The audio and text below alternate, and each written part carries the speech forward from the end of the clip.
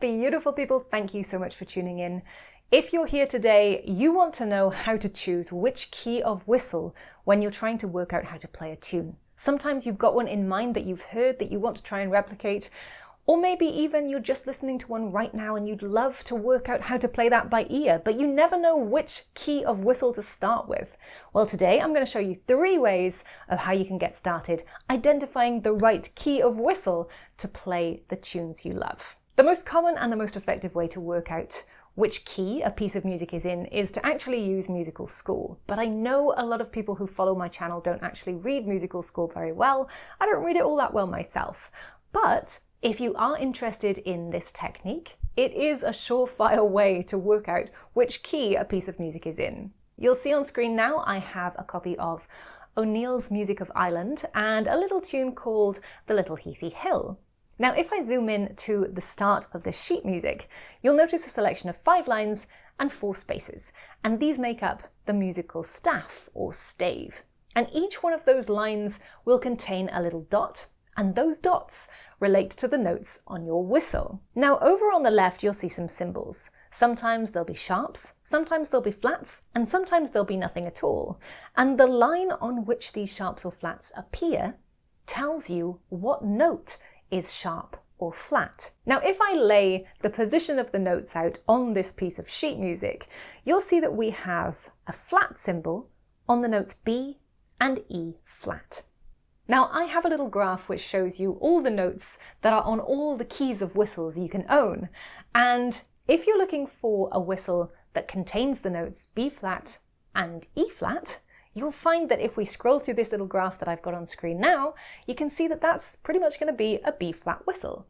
It could also be an F and E flat whistle. Now let's say you're not into sheet music, you don't read it, you don't quite understand it, or you're not ready yet. Or maybe you're just trying to work out how to play tunes by ear. Well, a cheats way of finding out the key of a piece of music is to use a tuning app. And your voice or your instrument or the piece of music you've heard and try and work out the first and last notes of that piece of music. Now, there are lots of free tuning apps online, but I'm using a tuner here on my phone, and what this does is it recognizes the note that it hears. So as you can see, it's changing around while I'm speaking lots of different notes, and if I play a note on my tin whistle, it will tell me what note I'm playing. So if you were to listen back to the piece of music, or you were to hum the note at the start of that piece of music, this tuning app would tell you what note that is. So let's have a little listen to The Little Heathy Hill and see if we can hum that first note and hopefully pick it up on our tuner app. Okay, so let's just play that first note on its own.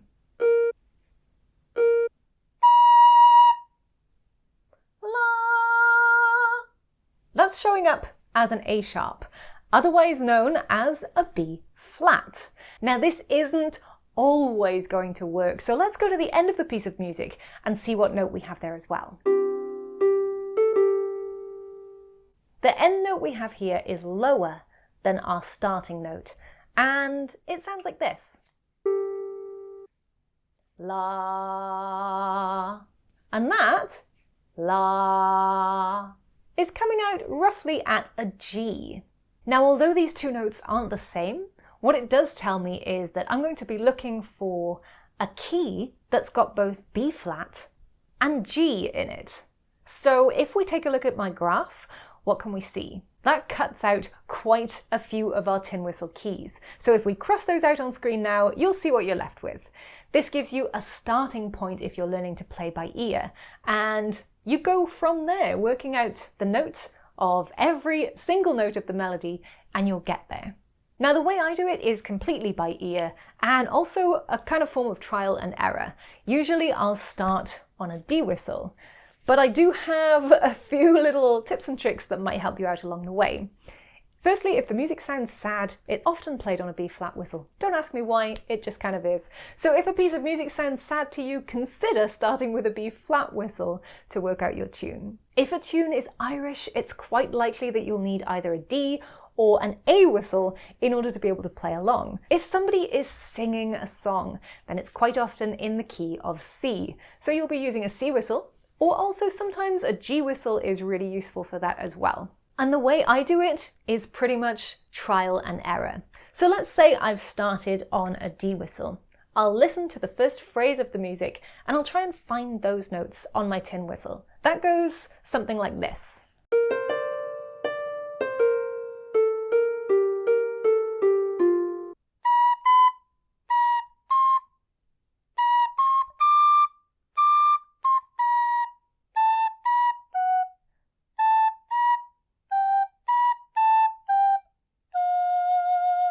So as you can see, just trying to play that little section back, I'm using a lot of half holes on a D whistle.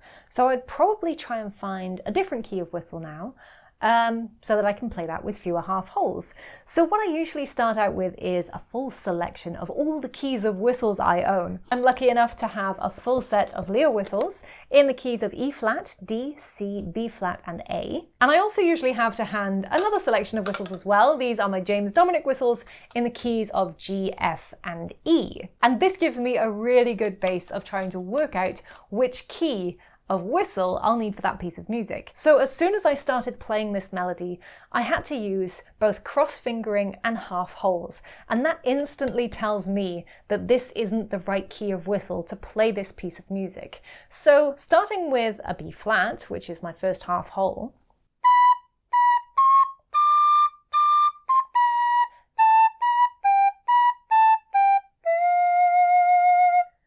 I also need to get the F natural. So I'm getting a C natural, a B flat and an F natural by cross-fingering on this whistle, so that tells me this is the wrong key. So in that instance, I would likely go up or down a little bit just to see if we're in the right ballpark. So let's, for example, go to a C whistle. Now I've got a C whistle. I'm going to have to change my fingering again to try and play that back. So let's listen to it one more time.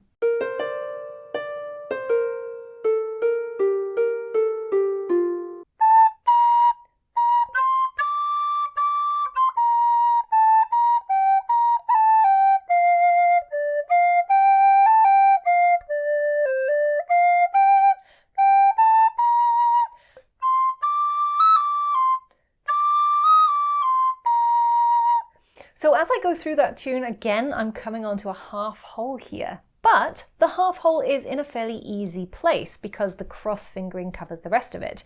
So this would actually work for playing that piece of music, because the way I determine which key to use is basically how easy that piece of music is to play on the key of whistle. Now let's try and see if we move to a B flat, if it makes it any easier to play.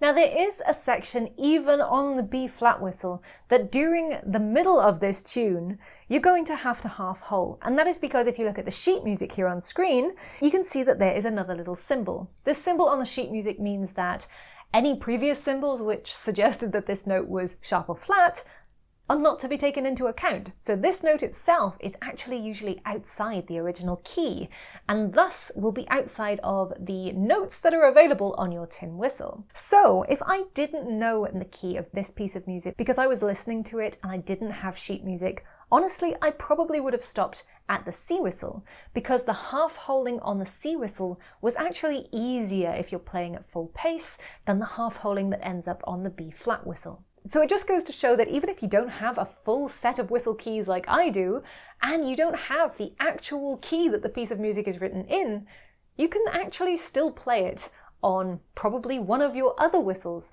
because tin whistles, although in a set key, can actually play in a few other keys as well. And this is where this little graph on screen comes in handy.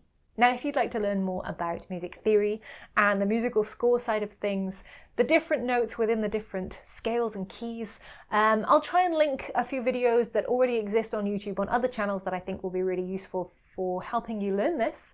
But yeah, basically use a little bit of trial and error with whatever keys of whistles you have, and go from there. Start with the first note, the last note, and see which key of whistle those notes appear in.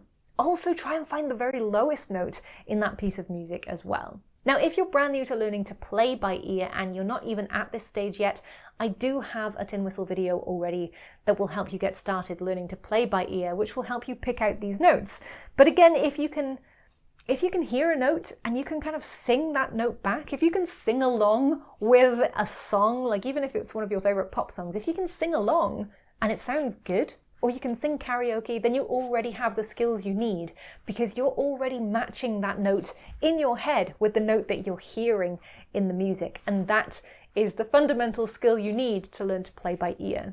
I hope this video was helpful. Don't forget to check out some of the other videos I mentioned here on screen, which will help you learning this process.